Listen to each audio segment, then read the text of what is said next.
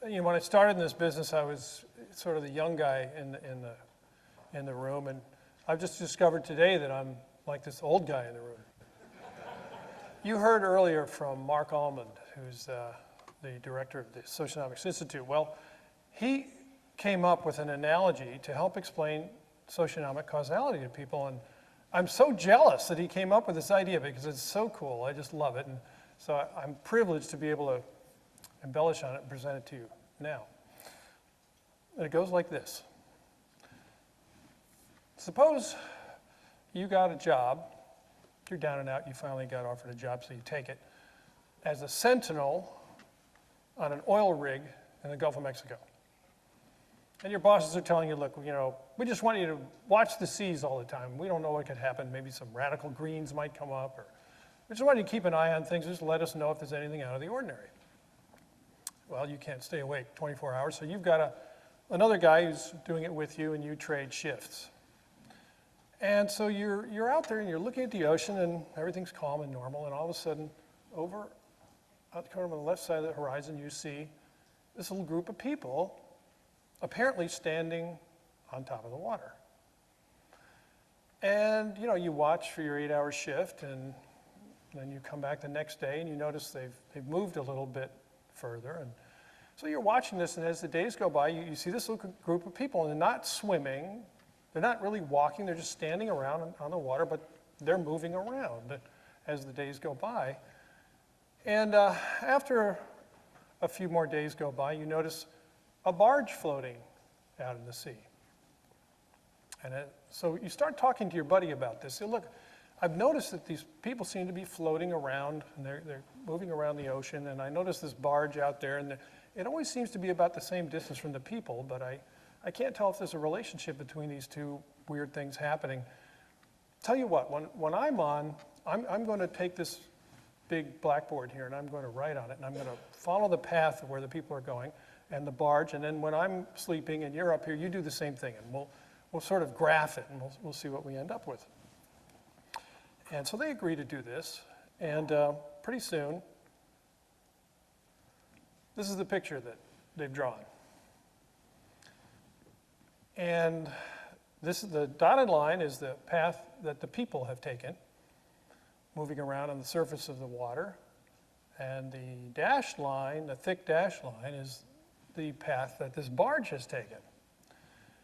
And sure enough, the people are still there every day, and the barge is still there every day, and they're just doing these seemingly random moves, but the barge is still back there. And you start thinking, what could explain what's going on here? And your friend says, well, I've been thinking about it, and I've got a theory. He tells you his theory, and you kind of look at him oddly, and you say, well, that's kind of a weird idea you have, and here's the theory that he gives you. The barge has its own engine and goes where it wants. The people are psychic, and they are anticipating where that barge is going to go. They don't do it perfectly, so they kind of wander around in front of it. But as the barge follows, it proves that they have foreknowledge of where that barge is going.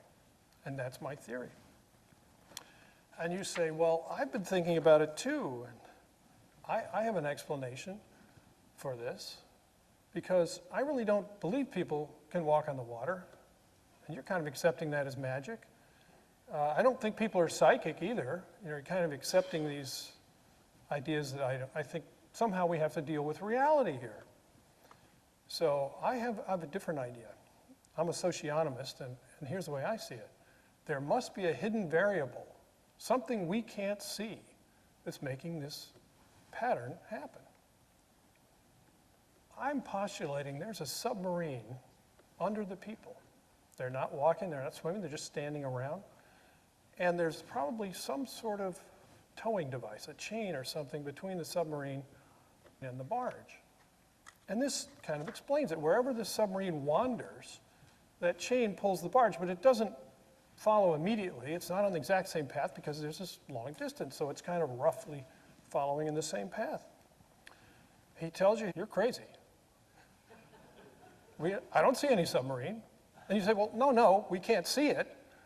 But this would explain it without the magic, without the psychic stuff and the walking on water. And everything is taken into account. And he said, I just can't see it. Well, why am I showing you this analogy? Because this is exactly what we get in terms of the way economists explain what the stock market is doing. They say the economy is the driver, and the stock market follows in advance. How does it do that? Investors are psychic. Seriously. They say investors are looking into the future 3 to 6 months, and they're buying or selling their stocks in accordance with what the economy will do. The economy is running on its own. It's got its own engine. And these people are just somehow psychic. They know what the economy is going to do 3 or 6 months in advance. And that's the accepted explanation for why the stock market is the leading indicator. Socionomic theory says social mood is the driver. The stock market leads because it follows directly from that, and the economy follows at a distance because it takes time to make those decisions. There's no magic, no psychic. One thing follows another. It just causes direct causality. I kind of like that because I think it puts things into perspective. Most of the economists are saying, you guys are on the fringe. Well, I think when you look at this kind of explanation, maybe it's they who are on the fringe, huh?